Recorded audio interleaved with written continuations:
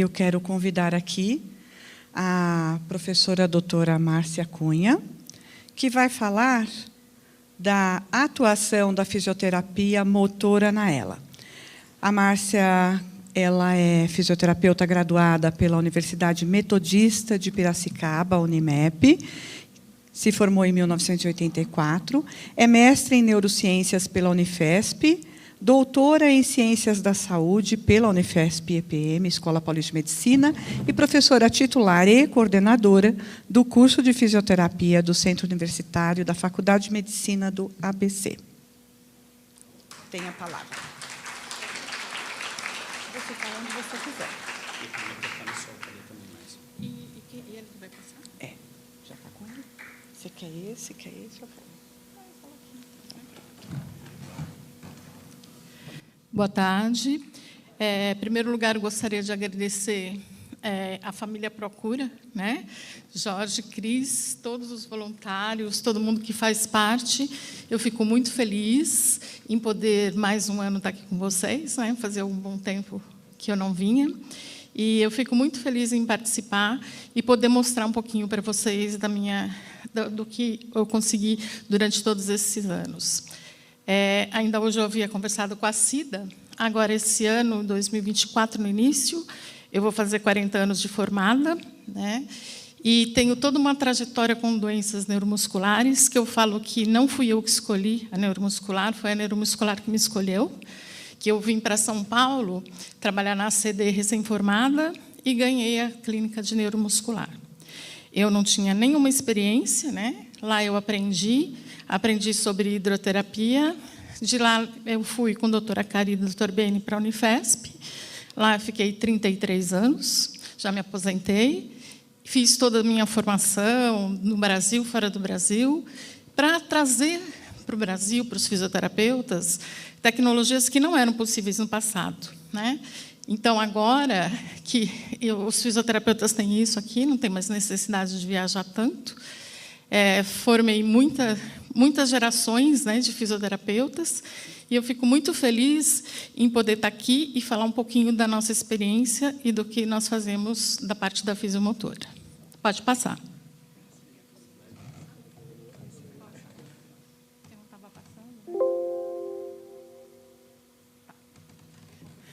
Bom, essa aula é uma aula que não é só minha, é minha e da professora Rita Labronice, que hoje ela não está porque ela está trabalhando, e amanhã ela vai estar comigo na oficina. Tá? Bom, então, dentro da fisioterapia motora, existem vários programas de reabilitação que o paciente mantenha a independência e a função o maior tempo possível.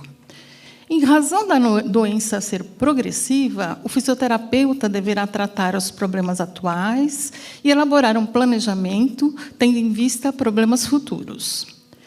De acordo com as limitações do paciente, nós devemos designar intervenções apropriadas e realistas ao processo da doença e antecipar as necessidades de cada paciente individualmente. Então, quais seriam os objetivos da fisioterapia motora? Manter a força muscular dentro dos limites de cada paciente, aprimorar as habilidades funcionais, prolongar e manter a capacidade de marcha, prevenir complicações, tais como atrofia por desuso e retrações, melhorar a qualidade de vida. E o sucesso na obtenção dos objetivos vai depender do grau de progressão da própria doença, da época do início de tratamento, motivação e colaboração do paciente e da experiência de toda a equipe e familiares. Devemos sempre fazer orientações domiciliares. Ainda hoje eu estava me lembrando, né, dos vários anos que eu fiquei na Unifesp, no laboratório de ELA, né, onde nós dávamos orientações domiciliares e colegas fisioterapeutas chegavam a ligar lá e falar assim: quem vocês pensam que são? A Clariane está rindo, é pura verdade, né? Quem vocês pensam que são para dar dando orientações para mim, que sou fisioterapeuta formada? Não. Eu estou tentando ajudar e estou tentando passar a nossa experiência, né? Então, assim, muitas vezes eu recebi recados mal criados e cartas mal criadas, né, de pessoas que a gente estava tentando ajudar.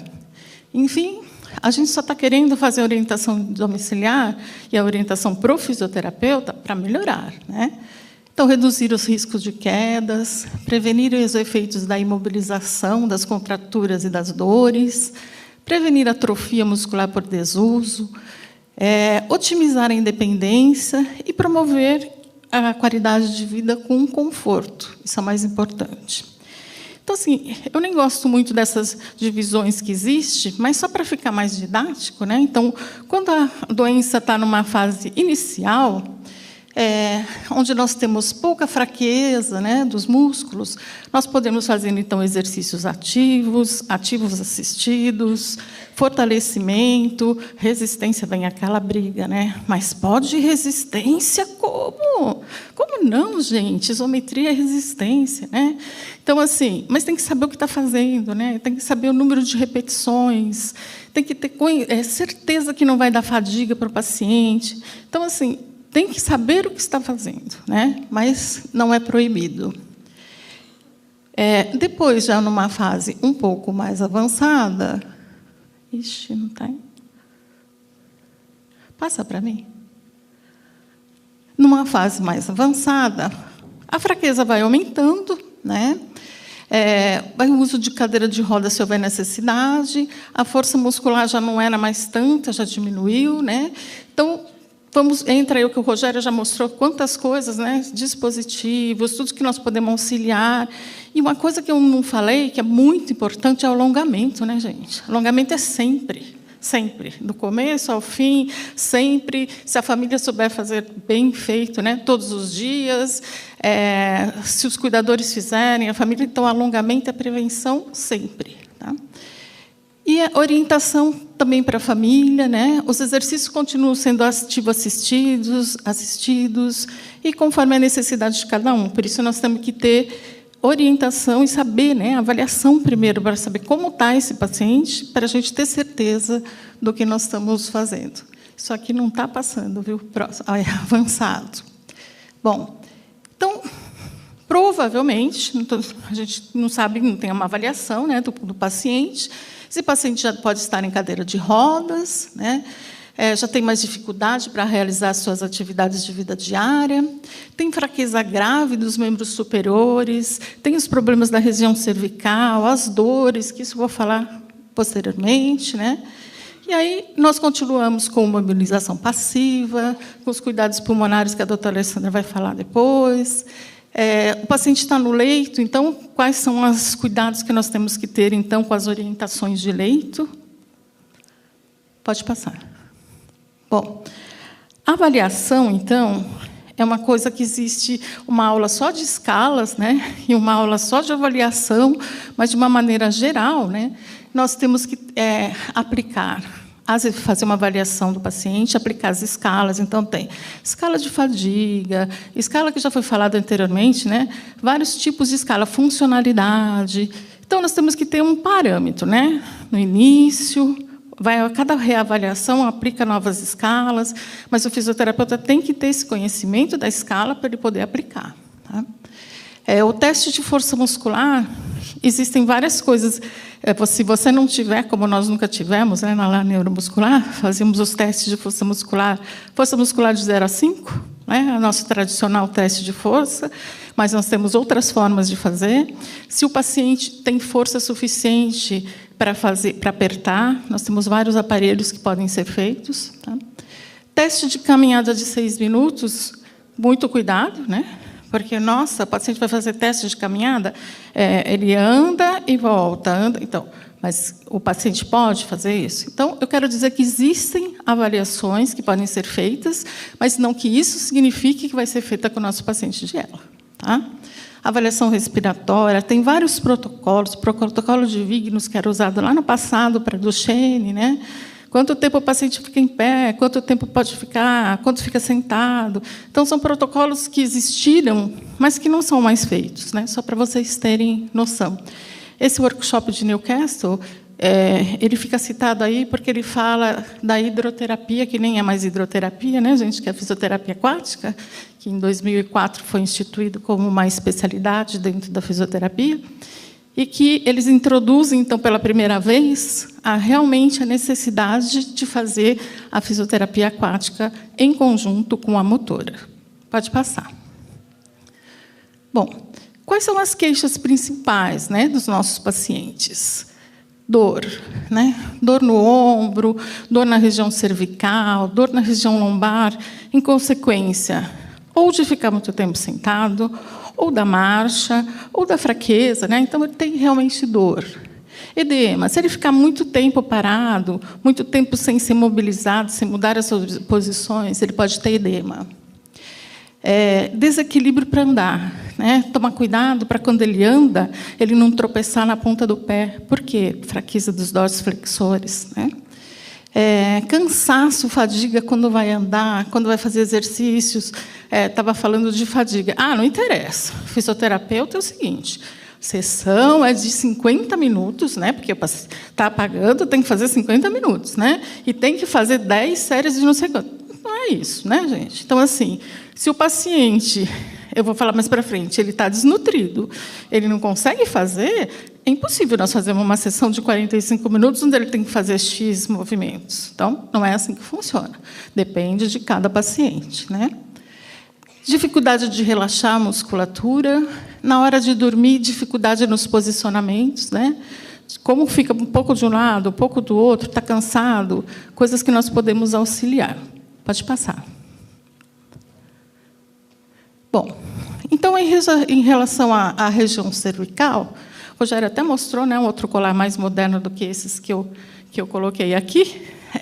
Existem vários tipos, isso é só realmente para mostrar para vocês as possibilidades que existem, né? Mobilização e massagem na região cervical, vou mostrar depois a foto do paciente. Mudança de posicionamento no carro, né? É bem importante, já vi várias vezes, eu lembro tanto isso na Unifesp, os pacientes chegavam cansados, com dor na cervical, porque vinha de carro, não tinha travesseira, a Clariana estava fazendo assim, não tinha nada, os pacientes vinham no carro assim, ó, chacoalhando, chegava super cansado, né? Falta de posicionamento no carro, precisa posicionar bem. Apoio na cadeira de rodas também, a maioria dos pacientes não tem, né, apoio da região cervical. Pode passar. Então, aqui a professora Rita, fazendo mobilização da região cervical na paciente. Então, ela fez massagem, pompagem, alongamento, para auxiliar essa paciente que estava com dor na região cervical. Tá? Pode passar. Aqui são outras mobilizações, alongamentos. Pode passar, só para ilustrar para vocês. Em relação à dor lombar, né, então, existem aplicações, aí vem aquelas brigas, né? É calor ou é frio, né? Pode pôr gelo no paciente, não vai ficar com pneumonia, né? A gente dá risada, mas é bem isso, né? Os pacientes falam, como que vai fazer compressa de gelo? Não vai dar pneumonia? Então, o gelo é mais profundo e pode fazer uma compressa de água quente, que o calor é mais superficial. Então, aí, a avaliação e ver o que o paciente se adapta, né? E o TENS também que auxilia na dor local, né? Só que aí não adianta nada fazer isso se não alonga o paciente, se não mobiliza e se não muda de posição, né? E também não adianta só dar medicamento. O médico deu relaxante muscular, ótimo. Mas e daí? No outro dia a dor voltou. Porque o problema permanece o mesmo, né? Não mudou nada. Então, temos que alongar, temos que trabalhar esse paciente para ele melhorar, né? Adaptações, aí existem aqueles... Antigamente chamava casca de ovo, agora temos coisas bem mais modernas, né? Coisas que nós podemos utilizar, aqueles travesseiros de posicionamento de lado. Pode passar.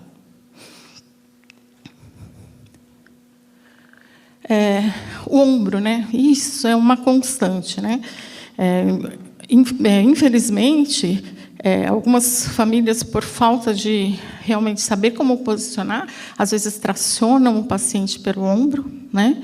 E não só a família, não, cuidador, até fisioterapeuta eu já vi fazer isso, né? Traciona o paciente pelo ombro. Essa musculatura não está preparada, então, muitas vezes, tem lesão no ombro, né? Então, nós podemos fazer gelo, massagem, usar o TENS. E essas bandagens funcionais têm sido muito utilizadas, né? Essas técnicas de kinesiotaping, dynamic taping, têm sido muito utilizadas com bons resultados para o ombro dos pacientes. A mobilização passiva e a acupuntura também é outra técnica que pode servir também como complementar para o tratamento. Pode passar. Para o edema, então, o posicionamento dos pés, das mãos, né? Mudanças de posicionamento, elevação dos membros inferiores, trocas de posição. Isso a gente escuta desde o primeiro dia que entra na faculdade, né, meninas, até o último dia. E aí depende muito da equipe e dos familiares, né? Fácil falar, tem que mudar de 2 em 2 horas. Ok, mas é possível? Né? Quais as estratégias que nós vamos fazer para conseguir mudar o máximo de tempo possível? Né? Precisa ter estratégias. Realizar massagem, mobilização, pode passar. Os posicionamentos, né? A primeira da esquerda é a nossa velha cadeira do papai. Eu sempre falei a vida inteira, nós trabalhamos com paciente SUS, né? Em uma minoria particular, onde nós temos que ter as coisas mais simples possíveis, né? Para depois, se nós pudermos ter uma cadeira, alguma coisa muito elaborada, ótimo. Senão, nós temos que saber adaptar as coisas mais simples. Então, cadeira tradicional, sem nenhuma adaptação.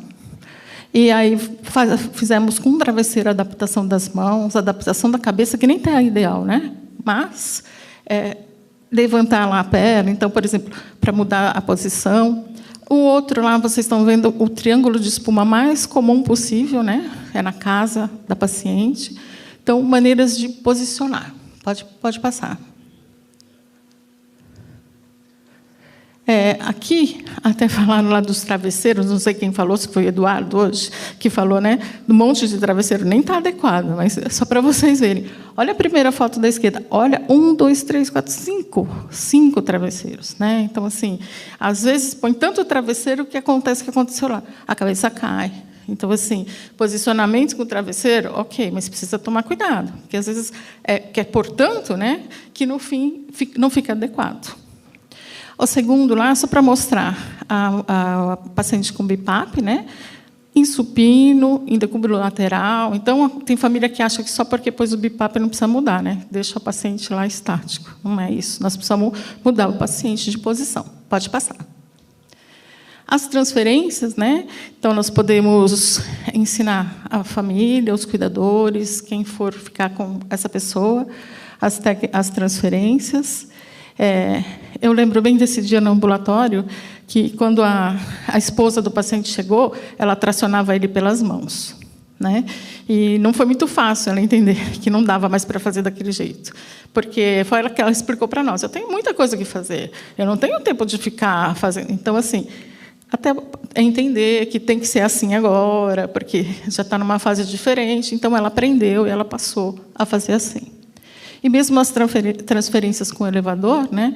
Já aconteceu muitas vezes. O paciente compra o elevador, põe o paciente lá, faz assim, pum, o paciente caiu, né? Então, assim, falaram que o elevador era bom, eu comprei, pus lá meu marido e o meu marido caiu. Então, assim, são coisas que precisam de orientação também, né? Não é só comprar e deixar lá na casa. Pode passar. Conservação de energia também, ó, todos os pacientes com BIPAP, à esquerda fazendo exercício isométrico de adução. Parece que o paciente está de olho fechado, não está fazendo nada, mas está, né?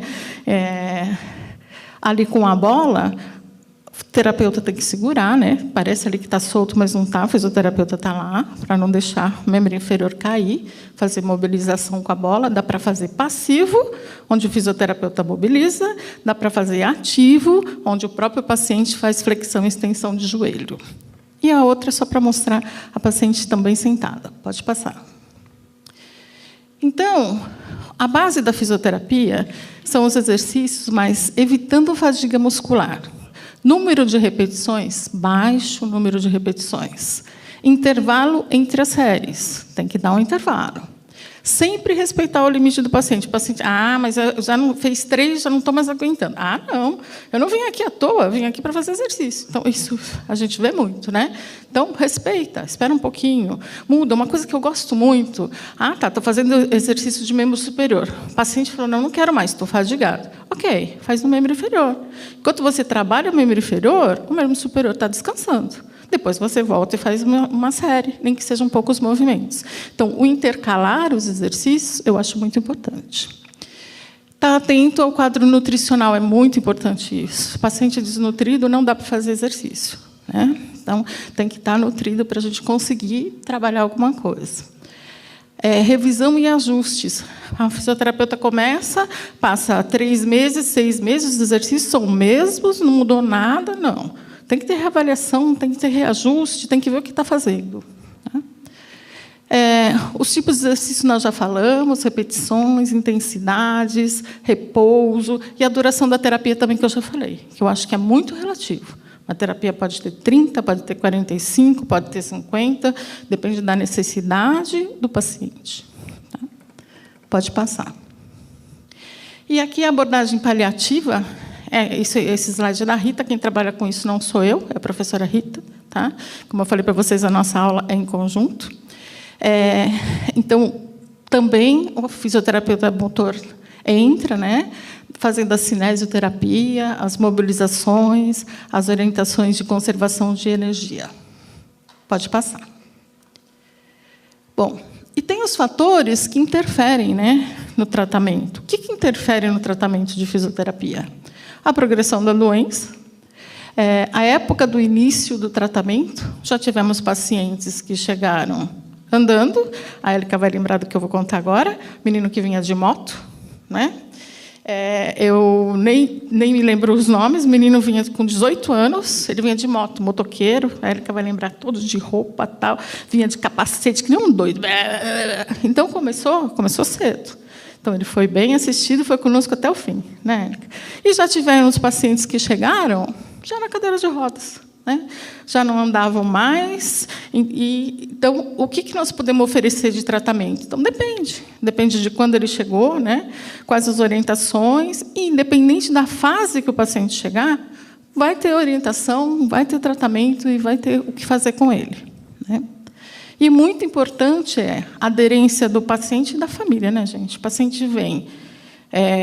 Se é particular, é uma coisa. Se ele vem num lugar público, uma vez a cada 2 meses para orientação, se não tiver aderência da família, dos cuidadores, nada vai ser feito, né? Dos fisioterapeutas, tem que ter aderência de todos. Pode passar. Bom, isso daqui é uma informação, tá? Semana passada, no dia 29 de setembro, houve um congresso na Unifesp chamado COBREM, onde a Biogen lançou essa plataforma de exercícios chamada Physiomi. Tá? Eu não faço parte, não estou fazendo propaganda, eu só estou dando uma informação. Inclusive, eu nem tenho autorização para. O que eu tenho autorização para falar é isso, né? Se alguém quiser, se os fisioterapeutas quiserem, eu pedi para a Biogen eles me mandarem PDF, um esboço do que é. Eu posso passar para vocês, mas eu não tenho autorização de dar aula sobre isso. Professora Rita, essa plataforma é uma plataforma internacional, onde existem vários tipos de exercício. Então, começando assim, é para fisioterapeutas e para pacientes com doenças neuromusculares, incluindo esclerose lateral amiotrófica, em fase inicial. Tá?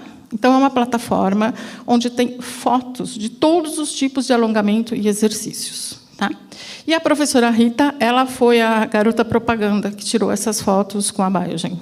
E, então, isso ainda não está sendo feito, gente. Isso, né, foi uma coisa que lançaram, né?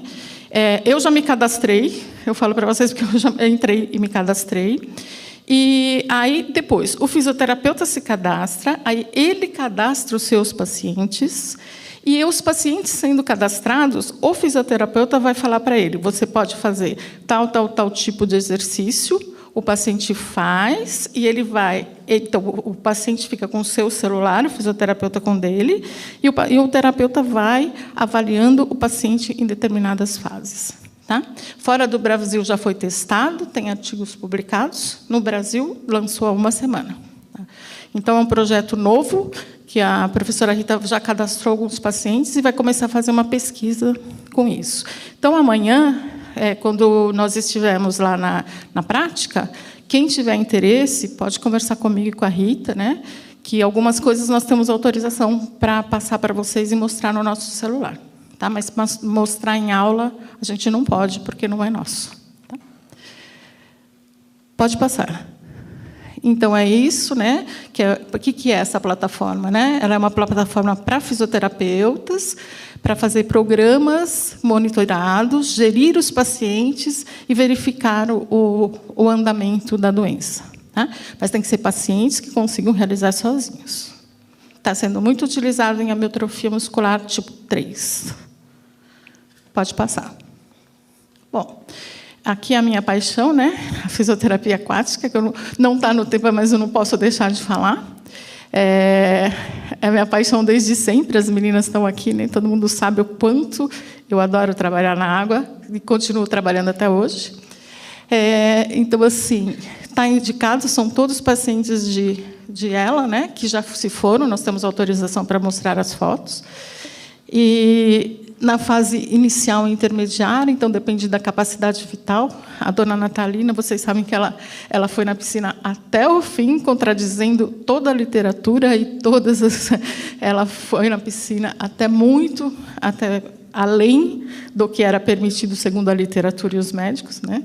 Mas com toda a consciência. 3 pessoas para colocar na água, coloca o BIPAP, depois põe um pouquinho na água, mas 3 pessoas para tirar, coloca o BIPAP. Então, assim, não é que entrou e saiu da piscina, porque olhando assim, né, gente, dá a impressão que foi tranquilo, né? Ela entrou, fez o relaxamento e saiu. Então, assim, é uma estrutura muito grande para conseguir colocar 20, 25 minutos dentro da piscina. Né? Então, é isso, pode passar. Bom, aqui, eu e a Rita sempre gostamos de fazer uma homenagem para a dona Natalina, né? Que eu me lembro, sei lá quantos anos, se vocês lembrarem quantos anos de ela teve, uns 15, 20, é isso? Mais. Só sei que eu lembro de acompanhar ela uns 15 anos, né? Então, nós acompanhamos ela durante 15 anos e por isso que ela ficou nos nossos corações. Pode passar.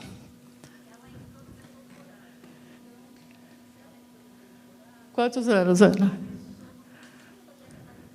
Ah lá, gente, década de 90. Ela ficou muitos anos conosco. Então, assim, eu lembro de conversar com a fisioterapeuta dela, que nós dávamos orientação, né? Durante muitos anos. Né?